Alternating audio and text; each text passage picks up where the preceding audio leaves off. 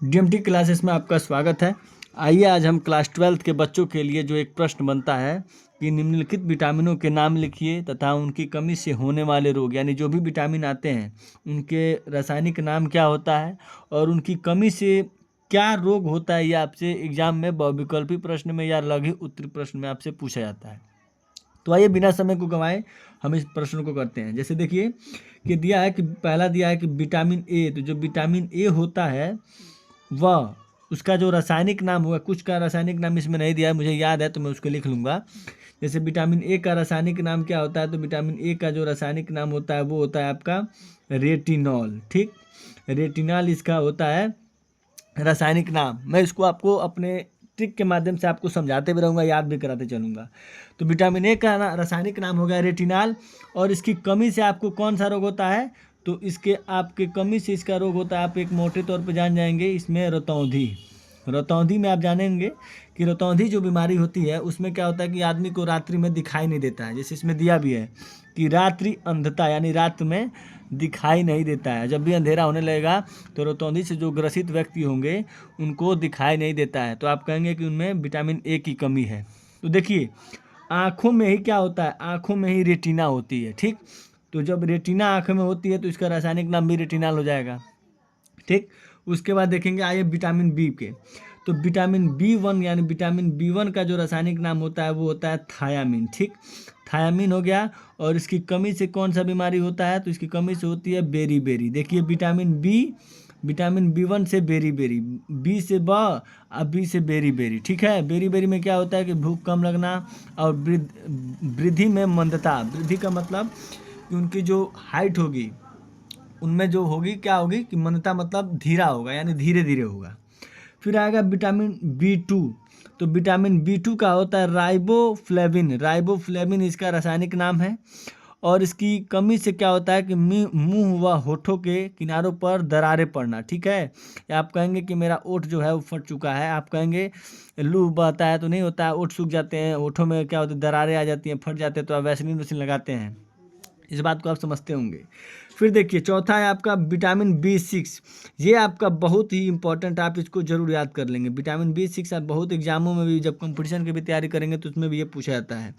देखिए vitamin B 6 में इक्स आता है, तो देखिए इसमें भी है पैराडॉक्सिन इक्सिन, तो आप इसको ऐसे याद कर लेंगे। ठीक है, और इसका जो कमी से रोग होता है वो मरोड़ पड़ना मतलब पैर में चुक जाता है।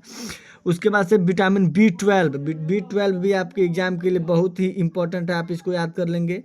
तो विटामिन बी 12 का जो रासायनिक नाम होता है वो होता है साइनोकोबालामीन।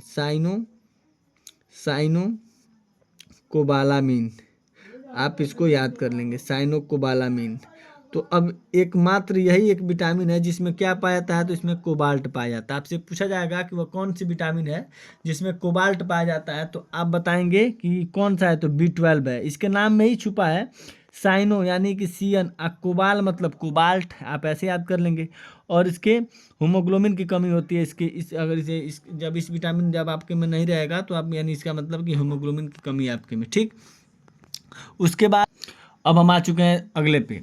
तो 6 नंबर का जो प्रश्न है वो है आपका विटामिन 6, यानी कि विटामिन 6 का जो रासायनिक नाम होगा वो होगा एस्कॉर्बिक अम्ल। एस्कॉर्बिक अम्ल से आपकी कौन सी बीमारी होती है, यानी विटामिन सी की कमी से कौन सा रोग होता है, तो वो रोग होता है आपका स्कर्बी रोग, यानी मसूड़ों से रक्त आना। जब आप लोग ब्रश करते होंगे, अगर आपके दांत से ब्लड आता है तो आप समझेंगे कि विटामिन सी की कमी हो गई है। और विटामिन सी की जब कमी को दूर करना है तो आपको क्या है, जो भी आंवला है यानी जो भी खट्टे फल हैं उनको आप क्या करेंगे, खाएंगे, तो आपका विटामिन सी की पूर्ति हो जाएगी। यानी आंवला में सबसे ज़्यादा विटामिन सी पाया जाता है।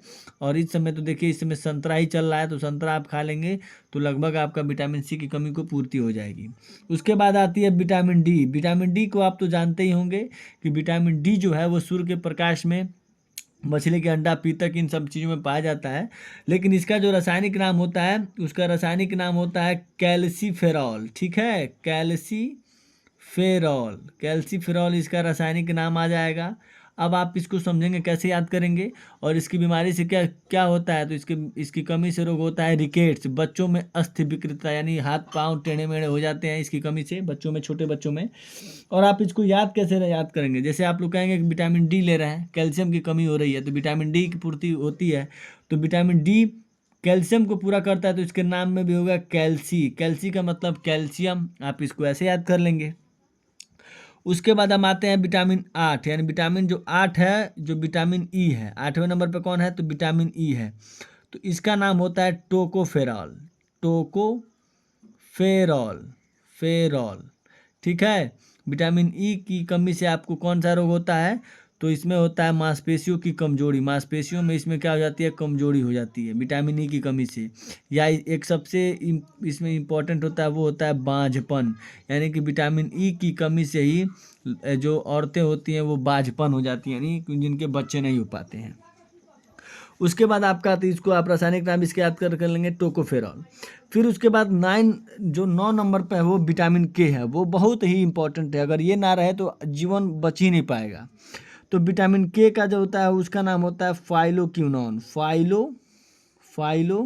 क्यूनोन, यानी कि फाइलोक्विनोन जो है इसका रासायनिक नाम हो जाएगा, मैं हो सकता है कि थोड़ा गाढ़ा चल रहा है इसलिए आपको समझ में ना आए, लेकिन ये लिखा है फाइलोक्विनोन।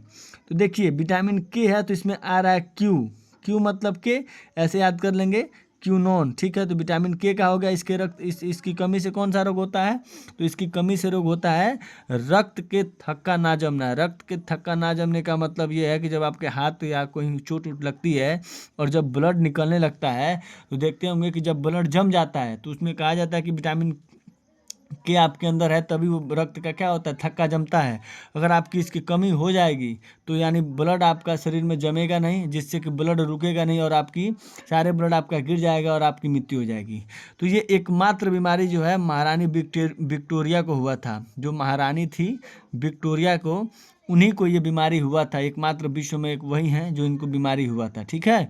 तो इस तरह आप लोग क्या करेंगे, अगर आपको ये चीज़ें समझ में आती होंगी या अच्छी लगती होंगी एग्ज़ाम से संबंधित तो मेरे चैनल को फॉलो कीजिएगा और अपने दोस्तों में ज़रूर शेयर कीजिएगा कि जैसे दोस्तों को उनका भी हेल्प हो सके, ठीक है।